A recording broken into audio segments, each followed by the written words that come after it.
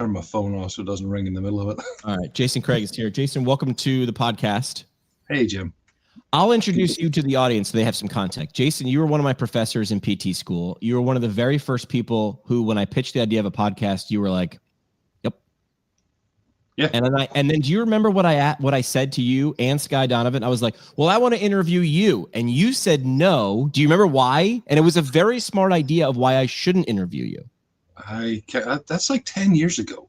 It was 10 years ago. You said, I will do it if you get to like 100. And I was at like 6. And you said, and it's so smart, you were like, if you just keep interviewing your professors, people will look at you like it's just a kid running around his school. Right. So you're like, I will. I'm not saying no, it's a good idea, but you were like, go out. Yeah. Go out. Yeah. But then if you're still doing it, if you had the like if you want to stick with it, I'll do it. And I was so smart because it would have subtly said that. Yeah. Yeah. I mean, I remember whenever you started this, and the idea behind it was great, but for me, it was, if the first few things that people ever see is always just us, then I kind of wondered whether people would think we put you up to it. Correct. Hey, here's this kid who came with a radio background, and so we're going to leverage that for our benefit and our self-promotion. And so I was like, no, you go out there and you do live the dream, do what you want to do. And it actually took me forever to get on the podcast. Well, I think Sky Donovan said the same thing, because I think you guys said it right in front of me. And I was like, well, I'll make you a deal. You got to, Sky was episode like 100. Right. And I was like, cool. But after you have 99 conversations, you're like, I sort of know what this is now. Like I've done it around. So anyway, and then you taught me research. You taught the research class that year, amongst other things. And still to this day, I remember I was in the back, and again, second career guy. I'm in a room full of kids because they were 10 years younger than me. And I just felt like the old guy, but I also felt like the guy was far behind. And I'm like, I think one of the assignments was like, read this paper and then and I was overthinking it. And you literally, and plus you have an accent too, which makes everything sound smart. And you were like, Jimmy, just like, what? So what? Now what? And I was like, oh, I don't need the data analysis and what is it saying? What they do? So what does it matter? Now what does this change anything going forward? And I was like, you're like, that's research. I know it looks fancy and we can make it fancier than that, but it's not. Right. And that's what we've been living by for the past 10 plus years. Everything that we do, particularly with like our global ed stuff, that's our motto is, what, so what, now what? And, trying to instill that in our students it just helps focus everything. One of the things, it narrows things down, it keeps it nice, and you can always just fall back to that really quickly. So when things get complicated and there's so much happening, it's like, what am I doing? Right. So what does it mean? So that I thought was a really great prelude into what we're going to do. And this is going to be a snapshot sort of look at something that you've done before, like you've been ongoing. Is this a formalization of what you've done? So for context, in your third year at Marymount University, where Jason works and where I went to PT school, and we talk about it for 3 years, like students are like looking forward. You go on a service learning trip, and I have to say the cliche, you will get out of it more than you put in. Right. And it's cliche, and I knew that, but it's true. And you'll hear me say that, and you'll be like, oh, okay, that's cute. And you won't understand it unless you do a trip like that. But it will change how you see things. It'll change you, and it'll stick with you. And that's true. And we can get into that story later. But what are we looking at? Because you've done that through the university. Is this an extension of, or a continuation of, or is this a formalization of? What is this? So one of the partners that we've worked with, probably for the last 7 or 8 years. So as Jimmy said, we do a global ed trip. We've been in Central America. We're actually coming up on our 15th trip. It's our 16th year, but 15th trip coming up. And we try and work with local organizations as much as possible. We don't want to be the Americans helicoptering in with all the ideas. We want to elevate and lift up any local organizations that are there and really support them. So Global Community Health Volunteers it's a mom and pop shop that was started by Pavel and Yvette, 2 of our Nicaraguan friends. And basically it was to try and help American universities bring teams of health professionals, pre-med, pre-nurse, PT, dental, whatever, into Central America to serve on 1 week or 2 week sort of medical mission type events, which is what we were doing. So we'd already been doing it for a number of years. We moved in from Costa Rica up into Nicaragua. We met Pavel and Yvette, and they had great ideas and great passion, but they were really struggling because they didn't have anything that was US based. And so we partnered with them to help them establish a US base so that it gives them a little bit of legitimacy for US universities trying to work with an organization, sure. Not to solely be dealing with a Nicaraguan address and that sort of stuff. And so that's where Global Community sort of came from.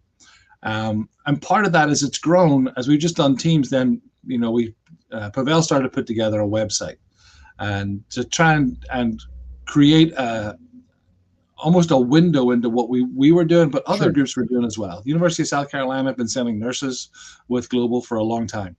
And so it was really a window into what was available, and then an opportunity for other institutions and universities to find this group and maybe connect with them, maybe send their students down. Okay. So I saw you posted on LinkedIn last week. Actually, I was in Guatemala last week setting up for our next trip.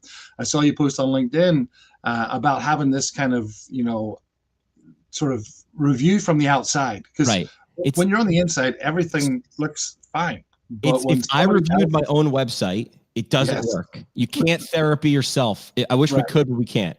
So before we bring the website up, these are snapshots and these are to improve. And again, you can't really do this for yourself. You can, but it's hard. Yeah. What do you provide though? Let me ask you this.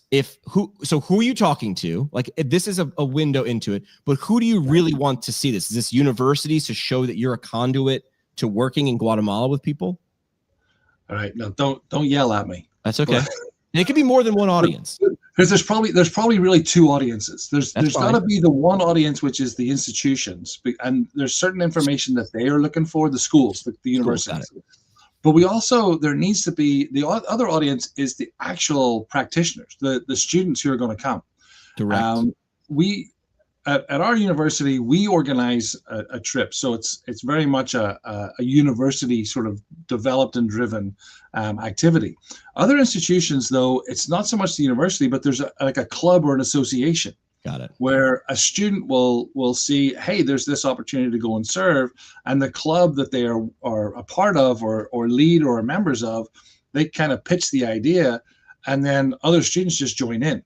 So it's not as much a university sanctioned opportunity like we do, but it's more of a student driven, student led. So there's a little bit of both, where I actually think primarily our audience is probably the students, because when we attract them, they're the ones who will go back to their institution and say, hey, can we work with this agency? And then, but then there has to be, when the agency or when the universities look at the agency, they need to see all the right information. Right. So, got it. So you're looking to say this is a resource for individuals who are sort of seeking this thing out. And then your social channels and how you tell stories might catch their eye. So you might just accidentally get in front of them and like, ooh, this is cool. They follow along for a little while. Then they hit the website. Right. And then also for universities who are like, this is our turnkey. We want this, but they don't have a Jason who's done it before, made mistakes, figured out how to solve them. Yes. Okay. Yes, so do you guys have a tagline? You don't have to, but what's your one sentence explainer on what you do? I don't think that there is a tagline currently. It's okay. But I was, when I was reviewing the website and sort of looking for today, I think that there are some sort of lines that we could pull out, that we could kind of, make it about the student, about transforming, a potential healthcare student or healthcare professional, and, changing and challenging their viewpoint. So there is some text on, I think, the About Us page that I was like, that could be trimmed. Yep. And, okay. Let's take a look. A little bit. So here's your website. First of all, we want to make sure people can find it. So it's globalcommunityhealthvolunteers.org. Yes. My first impression is I see faces, and I cannot tell you how many times I review a website where I have to hunt for a human face. We are big dumb animals. These things in front of me and the brain in my skull are wired to look for faces. Jason, we even find faces in things that don't have faces. Yes, that's true. Like when we always look at pictures of the surface of Mars, we're like, that's a face. Right. And you're like, that's a mountain. I know you think you see a face. And there's a phenomenon. There's a name to that. Can't remember what it is. But the fact that you have faces and these people are doing something, right? The woman that I can really see and the girl she's working with, the woman is in scrubs. She's got a stethoscope on. This sounds basic, but it's not. You're in the right stratosphere. You're like, okay, I begin to understand what this is for. This is simple, but a lot of people will trip up on step number 1, in my opinion. Right. And then the name, Global Community Health Volunteers. This is good. I like that. You and I both know there needs to be some punch below it, though. Right. Like now you understand, like, that's cool. That's who you are, but what are you? So some things that we can run through that are probably buried on your about page, which is fine. Let's bring them up. And most of the time, I do want to put into context, most of the time, this is like sculpting. You've got the block of marble here. The hard part is chopping away, not adding things. Right. Or reshuffling the deck. So like serve globally, grow professionally, where service becomes skill, ethical service, real impact are 3 things that we sort of decide. Whatever one you feel like you want to repeat and gives people the best snapshot is good. Right. Yep. And then as we go across the top, you have an about me section. Good. A lot of people will trip on that. We don't have to go into it yet. But the fact that it exists, again, low-hanging fruit, and some people will skip it. Right. So the only thing I would say, or the first thing I would say across the top is a lot of good information. It's not overload on your top menu. It's clear. I know where to find it. You show me about us, where we serve, programs and projects is about you. Volunteer. This is I call them, it's called doors. So you have 2 doors, the individual and the university. Yeah. If you are a individual looking to serve, click here. That's a 1 page. They're going to have different needs. If you're a university looking to have a SOAR, different page, different needs. You already have that information probably. It's just a reshuffling of the deck. Right. So those are the only things I might add or just reshuffle. Like you could leave that thing there because I'm guessing volunteering, like why volunteer, voices, apply. Good. Yeah.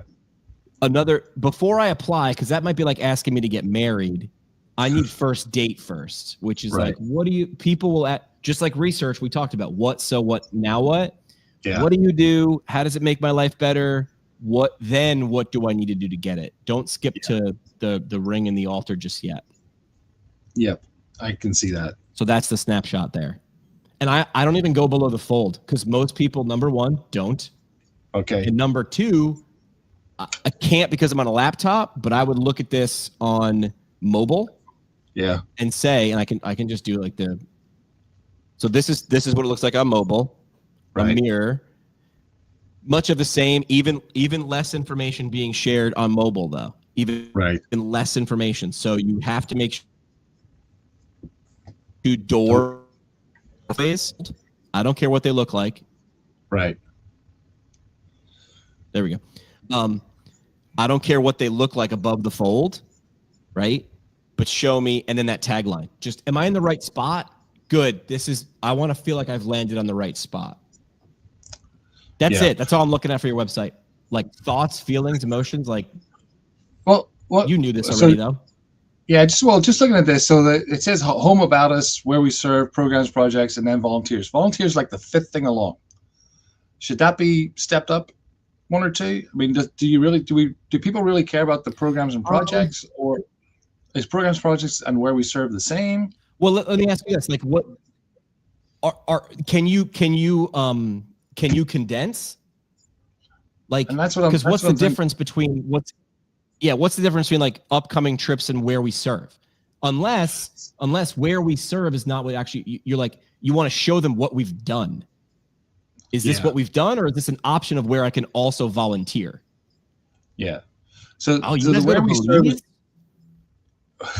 we're working on that. How much does that cost? Because I have always wanted to scuba dive the Great Blue Hole, which is on the screen right now. That's where. So how much? All right, you might have a customer. What do I need to do to go to Belize? Like, how do I get to Belize? Yeah, well, the where we serve part is really geographical, and then the programs and projects is really professional. So it's more the geography or locations that we go to or have served in versus then the type. So nursing, PT.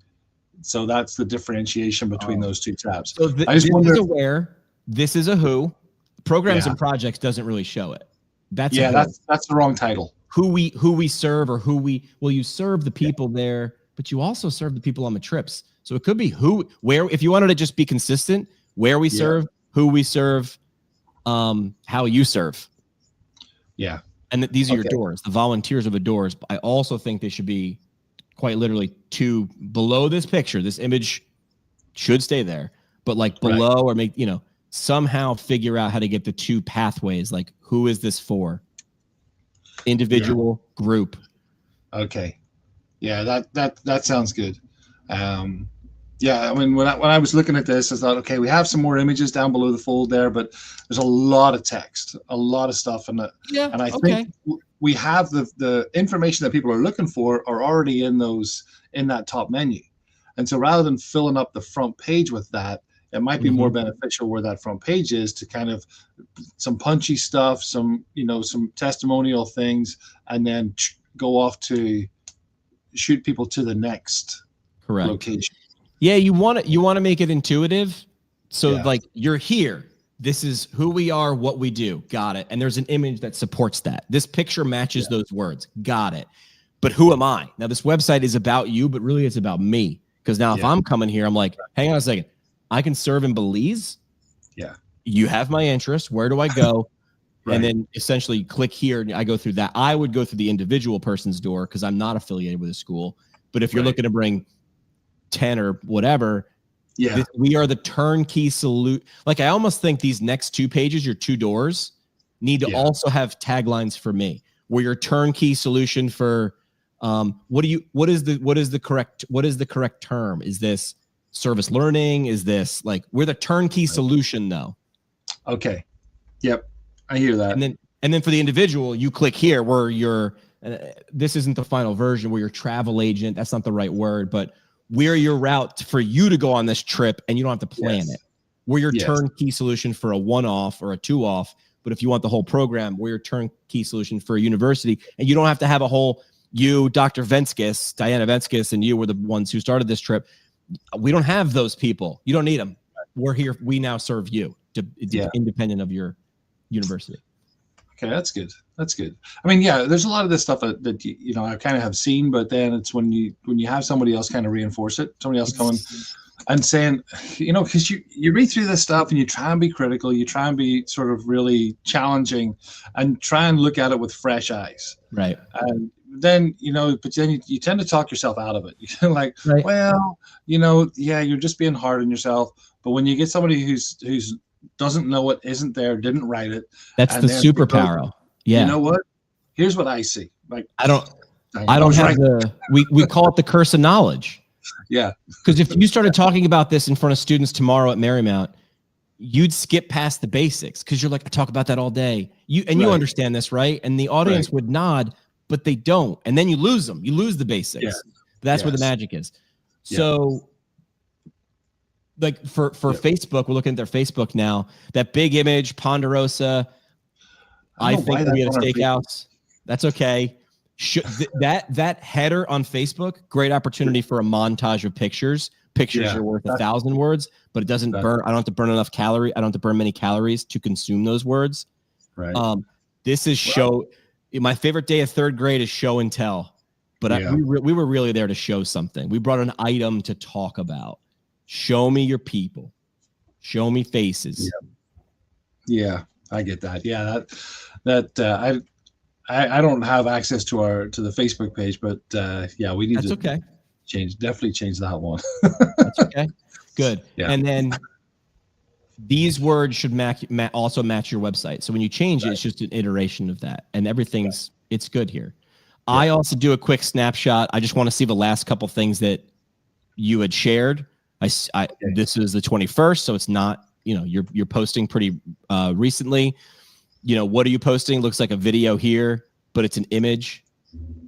It's a video of an image. Good. This is like, this is a flyer. Don't get into flyer jail. Video with motion, like good, great. Right. Someone talking, not awful. It's got captions on it. Good. Right. Is this speaking to one of those two doors? And it doesn't. And what I don't want people to do is like, we are this and we do this. The video for you on any of this content is you're speaking to the person and their problems or their desires. What do you want to become? Are you looking for a way to serve internationally and you're in medical school? Yes. Okay. I call it the eyebrow test. Yes. My eyebrow. Oh, you're talking to me. Yep. And I would suggest batch this content. You doing this every day for 5 minutes for 30 days, it's not going to happen. No. Sit down for 2 hours.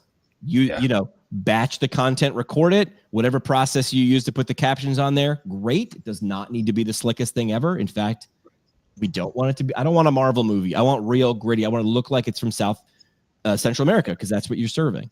Yeah. I like looking at the photos, like just clicking see all photos or see all videos. And your percentage of people versus words or flyers is some of the highest I've seen. A lot of organizations like, well, it looks professional and it's a Canva template. That's cool. Not the only format you should do. Yeah. Show me. Stop telling me, show me. So I see a lot of faces. I see a lot of people in photos. Good. That wins my attention. Jason's got a kid on his lap. Good. And then the text should tell the story, right? If I zoom in, what's happening here? That's what then I look at the text. That's an old photograph. The beard's looking a little black in that photograph. I don't think those scrubs fit anymore. In Instagram, right now, you're going to switch to a lot of visuals or a lot of video, and that's what I'm seeing. A couple of different flyers and words, but a lot of visuals. I watched this video just the other day. This one was, I guess I have to log in, but this one was students who were going on a trip from a long time. It was 2012. That was 2012, and they were talking, and they were like, "I'm holding up signs saying I am insert here." That's great because that's your audience. Yeah, that's your end user. That's not the person you're going to help and serve, but it's the person you're going to help do the serving. So showing them, that's what that's great. Do that, and look, it even reflects. This one got 8 likes. This one got 3, 5. Boom, 41. Yeah. You talk to the potential audience and they were like, yes. Oh, people want to hear your words coming out of their mouth. They want to see themselves, not you, in the grander sense. So show me. I use this example all the time. Freshman and sophomore year of college, Jimmy got a lot of first dates, not a lot of second dates. And I couldn't figure out why, Jason, because on the first date, I would tell the girl all about me and how smart I was, how good my grades were, and I was captain of the hockey team, and I was the vice president, and then no second dates. And you laugh at that. It's funny. And then I go, now show me your whatever. And they go, all it does is talk about us. And I'm like, that's your problem. So junior and senior year, I figured it out. I asked questions. I reiterated. I did motivational interviewing the dates. And then, hey, a lot more second dates. Not a lot, a lot more. My batting average is high. But that's it, right? Simple, not easy. Simple, not easy. TikTok looks like you guys do something there. That's fine. You'll do more. It's just a little. I don't think it's a big TikTok sort of. Same on it. That's fine. Let's look at. So YouTube is something I wanted to look at because I peeked at this. Boom. Land on YouTube. Oh, I'm not sharing my screen. Do we even have? Yeah, it looks like it. Yeah. Wow. Okay. I'm seeing people. I'm seeing videos. Right? We won't have to dive into what each are, but this first one that came up in the For You suggested page, so this one's curated for me, Guatemala video, Spring Break 2022. Okay. It might not be the most SEO optimized title, but when I come here and I'm a student and I'm like, wait a minute, Guatemala, Spring Break, those two things don't normally go together. Usually it's Mexico or Fort Lauderdale. Hang on a second. So whatever that content is, it feels like it's for the audience because it looks like it was shot by the audience. Okay. So I like this. I'm seeing faces. I'm seeing people talking to the screen in your shorts feed. So here's a question for you. Hit me. So that was 2022 on the YouTube channel. I don't know. We've probably shot more stuff more recently, and it's been posted on Instagram. Should some of that content from Instagram be? I mean, does YouTube almost become like a backup or a repository, and Instagram is the immediate? Yeah, so yeah. that, you know what I mean? So it's like, no, this is a common question. So how I answer this is, number one, when people are launching socials, because I have to have them, I always say launch the ones that you already consume. Okay. So and it doesn't have to just be like, it should be more than just you creating content for this organization, but it shouldn't just be the youngest person because they.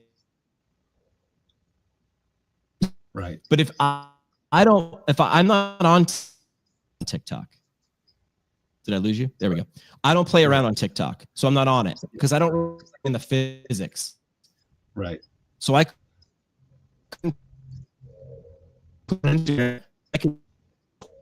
on LinkedIn Talk. I like all those things. Yeah. Is my camera going out? Well, I don't know whether it's your weather or my weather. Oh, your question is YouTube? Yeah. Oh, all right. The question is YouTube the repository? Just understand how it works. Like YouTube was long form video only, and then they understood to get people to long form, create movie trailers to get people to watch movies. Right. So if it fits, like for me, reels and shorts are pretty identical. Right. Although sometimes I'll share the same content in both, and one I'll get 20,000 views, and the other I get 200. And why? Yeah. The interwebs. I don't know. But then you post the same thing 2 days later, and it gets 20,000, and the other one gets 200. And then you just throw, your hands up in the air and you say, people are going to people. And sometimes you're lucky. But it's consistency. It's the same in rehab, right? Why did I get results? Consistency. And then then you start to figure out what resonates. I shared a reel earlier that I'll share with you when we're done. It essentially says, figure out what I want to figure out after this call is what are your 3 types of reels? Formats. Remember when iMovie came out? Essentially, you could make like a fun movie trailer, like drag and drop, like bowling with guardrails, like just it's like do a medium shot for 3 seconds. You drop a medium shot for 3 seconds. And then when you're done, you're like, this thing looks awesome. We actually made a movie trailer for our Halloween party, first year in PT school. And it still gets it's just all of our friends, but it's a movie trailer, like a horror movie. And it still gets a gajillion views on YouTube. Why? Because it tells a story. Even if you don't know the people, it's still an interesting story. Right. So we'll figure out your 3 formats, which things to do, and then what needs to go in the format. That's not removing the creativity. I tell people, if you want to think outside the box, and I know you're a think outside the box kind of guy. You can only think outside the box when there's a box. Yes. So I'm going to put you in 3 boxes and then do whatever you want to get out of the box. Go over, around, in between, underneath. We'll figure that out. And that adds an ability to be consistent. Right. It's like if I go in the gym, what do? I can do anything. It's like, okay, well, I do 20 minutes of cardio. Is that running? Is that biking? Don't care. Yeah. Is it jumping jacks? Don't care. Make your heart rate above 140. Got it. Right. And then after we do strength, what is it? Well, is it leg day back? So I'm going to put you in a box. Right. And then you're going to repeat this because the best message is the one that's shared. Right. You got $1 million movie on your laptop and you never share it. Doesn't matter. Tree falls in the woods. No one hears it. Yep. So we'll figure that out. That's true. Okay. I still think I'm going to put on record as we record and go live November 25th. We figure out a way. Your best movie is a camera crew comes with Jason and Jimmy to Belize. To Belize. I'll go to Guatemala. I mean, I'll go. But no, I'm being serious, which is now like tell the long form movie, decide beforehand who are the characters we're going to tell the story of, overshoot, get someone who knows that. Jason should not edit this. Yes. Same reason it's hard for you to edit your own website. Right. Because it's not easy to do. It's a big thing. But the cameraman comes through. Jason's a character. These other 2 or 3 people are characters. And when you show it, you now have a long form thing to send potential donors to. Do you want to be part of this story? Yeah. Because we need donations to keep these things going. And then you can cut that up into the content we just talked about. And that's how you get a lot from one. Yeah. Yeah. I can see that. I can see that. Let's get some donor who's like, yeah, I'll write a check, but you're going to be a producer of a movie. Right. And the movie's going to act. How great would it be if you said to them, this movie changes lives? Right. It's like Red Cross did a great t-shirt. This shirt saves lives. I gave $10. I can now say it saves lives. I'm cute. Yeah. But that's what people want, is to show off in a good way. give them a chance. Yeah. That's exactly right. That's what people are looking for. And you know the story of Tom's shoes, right? Oh yeah. Buy a pair, they give a pair. Yep. That's yeah.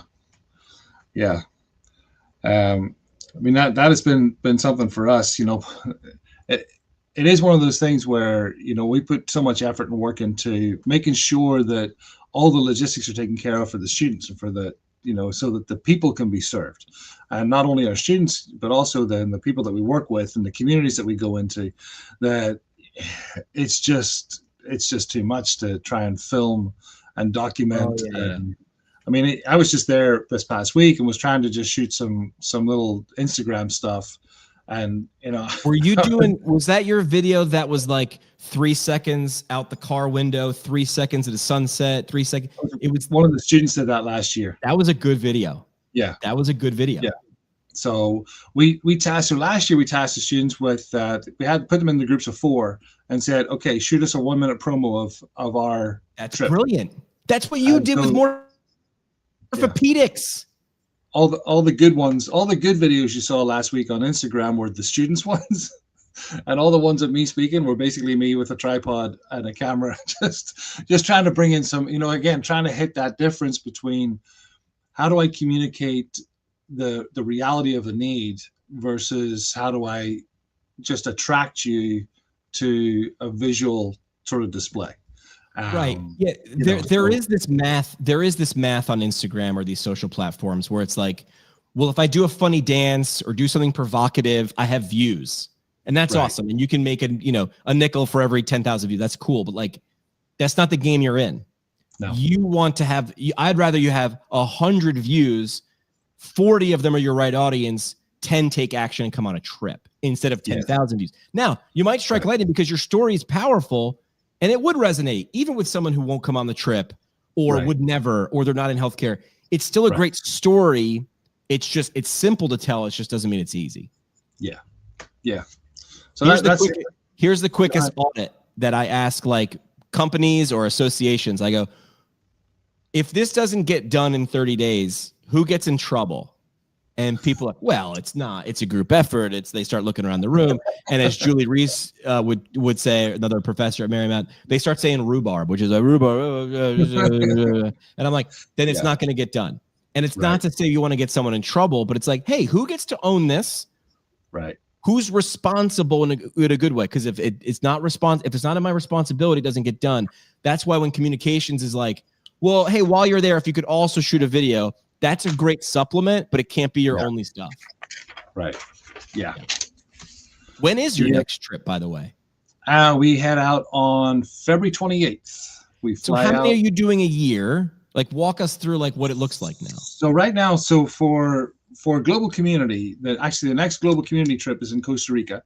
It's the 3rd of January to the 10th of January, I believe. Is that Sunday to Sunday? Whatever. In around those 2 dates, 3rd to the 10th of January, and that's going to be a pre-nursing, pre-med trip of 12 students, I believe, that are coming down. Going to be working with some physicians down there, do some health screens, and basically serve that community for that week. Then, February 28th, Marymount University's physical therapy program is sending 26 students down to Guatemala. We'll be working with a couple of local communities there. We just connected with one of the local mayors who is like, hey, come, we need help, come serve. So he has 18 different sort of townships in his jurisdiction. And so we're going to serve in 3 or 4 of those. The second week of that trip, we're going to be joined by nurses from pre-nursing, pre-med, pre-dental. It's an organization based in University of South Carolina. So they're bringing 32, 33 students down. And then there's a pre-physician's assistants program that's bringing 16 down the same week.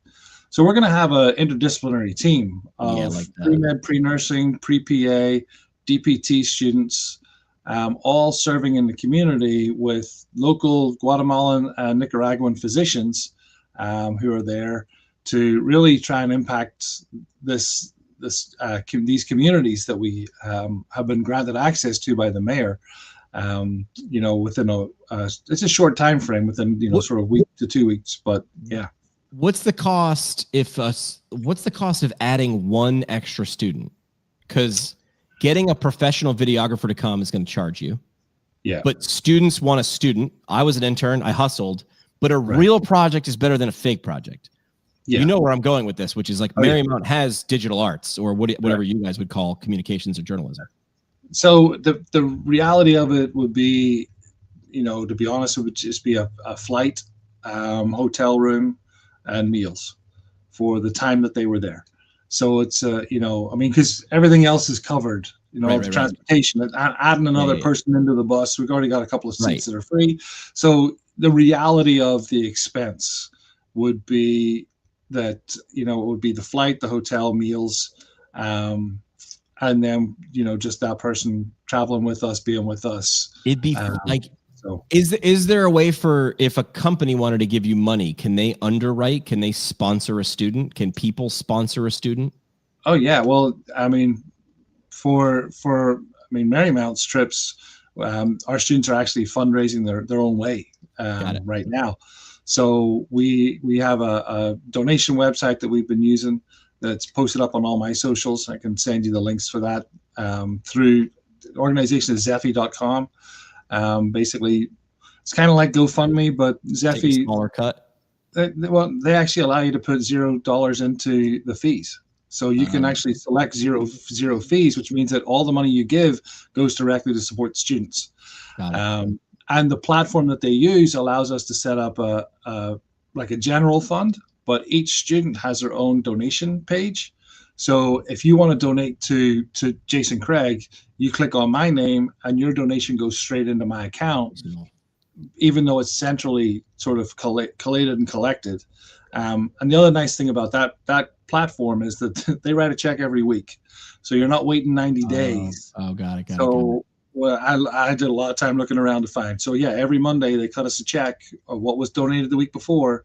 So the money's in our account and not in their account for any length of time. So we have that ability. I mean, I can make it. Anybody that is interested in making a donation to support the work that we're doing, or if we did have an opportunity to bring a student out with us, even for a week, even if we flew them in for a few days, and all they did was film for 3-4 days, right. Then we can probably make that happen. It would be interesting to do something like that this year because this is our 15th year. This is literally our 15th trip at Marymount, which seems like forever, but that there's a lot of story to tell. There's a lot of backstory. I just was looking at some of our old videos and that's where the I Am video that that was shot on a camcorder. It was 12 years ago. I don't even think, in fact, our cell phones didn't work in Costa Rica when we went. We actually had in-country flip phones that we had to buy the SIM cards for because our cell phones didn't work. So, you look at the quality of the images on that, and it's so blurry and it's horrible, but, I'm like, I love that video. The music was a friend of mine from back in Belfast that recorded that. And so we put that compilation together, like that. Literally, it was 2012. But even the graininess of the video tells part of the story. It's good. You're like, this is old, right? Like we've been doing this for a while. Like, so that story every once in a while that shows legitimacy and authority. It's like, we've been doing this for a while. If you want a trip that you're going to leave your house, have a great time, come home safe, all the right paperwork, we do this. This is what we do. Yeah. So I think it's been an exciting journey so far. Long may it continue. Perfect. Globalcommunityhealthvolunteers.org if someone wants to take a look at what we were doing. Let me know how I can help, because I'm an alum. So I would love to buy a t-shirt or whatever. Give me a student who's hustling but needs a donation or two, and we'll, give me somebody good. I can do that. But yeah, like, let's tell the stories. Like, let's figure out how to do that. The only advice I would give, because I've seen students do this, I was one myself. They tell what the student tells what they are getting out of it. Right. Talk more about the impact of what someone else gets. Okay. Yeah. And the other thing was, I remember we did a t-shirt sale or whatever to fundraise. And I literally said, I like what you're doing, but that's internal. That's sort like we're selling to ourselves. I'd rather just give the $20 because I know I'm losing 12 out of the 20 to buy the shirt that I'm going to wear 6 times. I love the idea, but if you're going to sell shirts, sell them to other people. Like, this shirt saves lives. Like that, lets other people in on the team. Right. And then we did, the magic thing that my class or a couple classes around mine did was that 5K. Now, it's a lot of work for a big payoff instead of a little bit of work in selling shirts or a bake sale. None of these are good or bad. It's just, I'd rather do a lot of work for one boom than hawking t-shirts to college students who have no money anyway. Yes, they want every t-shirt for $10. Cost you 12 to print color. Correct. I'm not gonna pay $12 for that. It's like, dude, it cost me 12. I'm losing 38 cents by selling you the shirt for 10. Like, I don't. What do you want me to do? I'd rather just take $10, get away from me or whatever. Yeah. So again, and fundraising is simple, not easy. It's just get the money from their pocket to yours. Yeah, that's simple. It's of course not easy. It is worth it to do well. Yeah, and it's about story. I mean, that's what. When people see the story and people buy into the story, I mean, we've had 300 people donate to our students already this year. So we've raised about $30,000 already so far in the past 2 months. That's great. But there's still more to be raised, and there's still more story to tell. So, now, I mean, we'll shoot out some more stuff. Giving Tuesdays coming up next week, that sort of thing. End of year giving. Oh, wow, I forgot about that. Yeah, you're right. Thing. We actually found out last year that there are businesses and organizations. So if your company has a matching donation, there are a lot of dollars that go unused that way. A group called Benevity, I believe it is, that your HR company or your HR group may know about. Understood. I didn't know that. You make a donation, and then the business gives us money as well. It's like, sweet, that's free money. I found that out after I did a Leukemia Lymphoma Society event that somebody's dad worked. Like, I would have just given $500, and they would have given. I was like, that hurts. That hurts usually. So that's a good point. So yeah, we're always looking around, and then trying to get people to hear the story, and then understand what we do, so that they're invested. Yeah. Because that's a critical thing. It's not just about one-offs. For us, it's always been about sustainability. So how do we do that with everybody else? There's a reason they put the New York City Marathon on TV every year. Number one, you can sell commercials, and it's something to look at. I watched it every year from when I was, 8 until I ran the damn thing, right? Gives them something to aspire to. There's a reason Rolex, puts ads in Wimbledon. They're trying to sell status, and when you can eventually afford it, we'll be here. Yes. So this is what content really is, which is, I'm going to tell you this, I'm going to create a story in your life, and I pop up here and there. But eventually, if I'm the right thing and I'm in the back of your brain, you pull it. I'm the one you think of first. Yep. That's great. Jason, thanks for doing what you do. Hey, no problem. Community Health Volunteers is a fantastic organization. I'm glad you're doing that still. That's good. Thank you. All right, we'll talk again soon. I appreciate the time on the live stream, man. Yep. Talk to you later.